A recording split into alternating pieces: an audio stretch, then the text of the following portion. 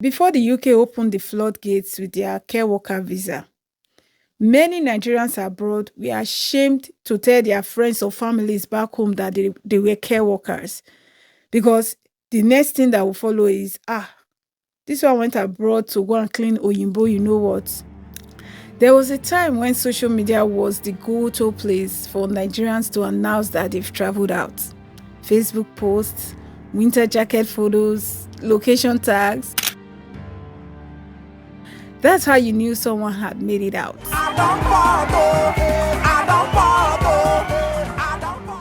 But lately, something has changed. A friend of mine ran into her cousin downtown Toronto. She was shocked because she didn't know her cousin had moved abroad. This cousin still used their Nigerian number on WhatsApp, was still in the family chat group, still chatting as if nothing changed. But no winter jacket post online, no location updates, nothing. And this made me pause because this is becoming all too common. Let's talk about why many Nigerians abroad stopped posting their lives on social media. For many Nigerians abroad, posting was about arrival, validation, proof to show that you have arrived, you have landed. But when they start living abroad, the need to constantly update Facebook reduces. It's like when you travel on vacation to a place that really fascinates you or somewhere you've never been before. The need to snap the trees, the sky, the food, the wall is there. But when you move to that place, you say, you know what? I love this place so much. Let me start living here. You see that with time, you stop snapping everything. And it's not because the place stopped being amazing. It's just that it's no longer new to you. It's now your life. Just like the locals in the place are not snapping every single thing that comes inside. What are your thoughts? Let me know what you think about this. When I first got to the UK, I did the JJC thing.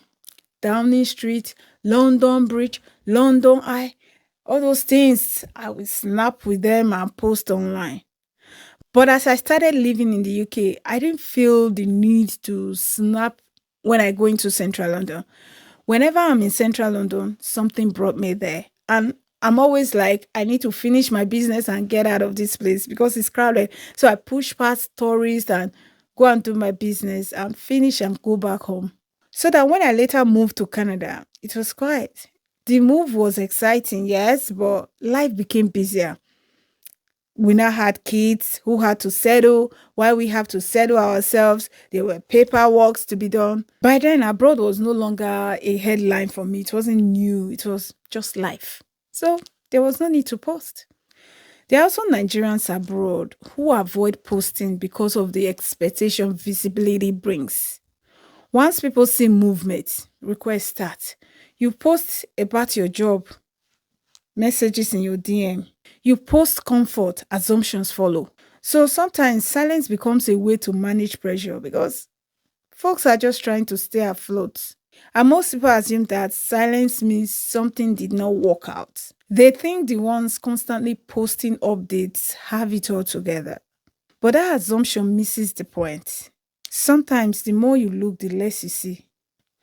Posting every time doesn't always mean success. And silence online doesn't always mean failure. Sometimes people are just tired of performing their lives publicly. For most Nigerians abroad, progress is slow, especially in the early days. Many people do jobs that move their lives forward, but these jobs may not really translate well online. Even though the job pays the bills, it might not be the kind of job you want to show off online.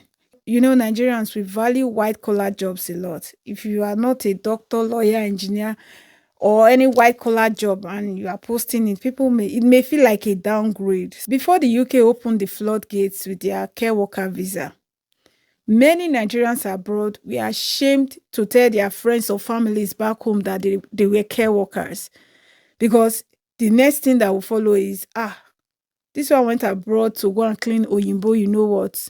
You know, they look down on the job. But when it became something that could get them into the UK, that job became a bit dignified to Nigerians. And instead of somebody lying to say, I'm a nurse, they will not tell you that they are care worker because that was what people were using to cover up. I'm a nurse. Because if you say you're a care worker, they will look down on you. So even though this job pays the bills, it's an answered prayer in private. For now, at least for now, you are not confident to post about it online. By the time the desired job arrives, many people are already enjoying the peace that privacy online gives. So they don't feel the need to go back to their old life of posting every time. At some point, many Nigerians abroad realize that visibility has a price. The more people see, the more they feel entitled to ask, to compare, to question, to keep mental records. Silence becomes cheaper than explaining. Otherwise, you go explain tire that you look like you're enjoying shower, but the enjoyment comes with lots of hard work and sacrifice. And yet, sometimes silence is also about avoiding scrutiny in systems that document everything. For some people, it's not about pressure or expectations at all. It's about awareness. People curate what they post because they don't know who is watching or how something posted today might be interpreted years later. We've now seen real cases where old profiles or posts were put into immigration reviews years later. So, because of work or immigration, people are more careful about what they post online. And this is not fear, it's awareness. And there are Nigerians abroad who won't post anything online if not that they are entrepreneurs. In these days of your customers have to know, like, and trust you. Whether your business is online or offline, you have to show up online in some capacity, even on a personal level, not just on a business page level, so that the customers will get to know, like, and trust you, right? But some of these people still watch what they post. They put out what they want to be seen, not everything. They curate their timeline to reflect what they are open to share. And some people don't post at all, like that cousin in Trono, using a Nigerian number, active on family chats, but choosing to keep his life abroad private. Not necessarily for lack of progress, but because privacy became intentional. There are Nigerian OGs abroad who still post as much as they used to post, and that's okay too. But for many Nigerians abroad who don't post online, progress didn't stop. Public progress reports stopped. And for some of them, that silence is intentional. If you're a Nigerian abroad, I've put together a few other videos you might find useful. Leave me a comment. Tell me, which of these Nigerians are you? Team Pepper Them Gang, or team Post Some Things, or team No Post at All? Thank you for watching. I'll see you on the next one. Bye.